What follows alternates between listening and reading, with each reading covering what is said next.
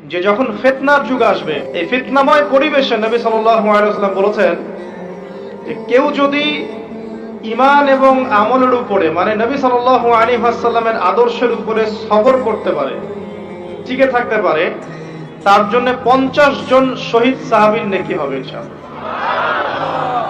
তো ফিতনাময় পরিবেশে যদি সবর করা যায়, হকের উপর অটল থাকার চেষ্টা করা যায়, ইনশাআল্লাহ আপনি 50 জন শহীদ সাহাবীর নেকি পাবেন ইনশাআল্লাহ।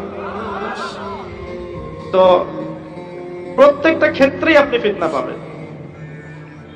পরিবারের দিকে তাকাবেন, দেখবেন পরিবারের বন্ধনগুলো আগের মতো নাই। প্রচুর ডিভোর্স হচ্ছে, স্বামী স্ত্রীর বিচ্ছেদ প্রচুর বেড়ে গেছে।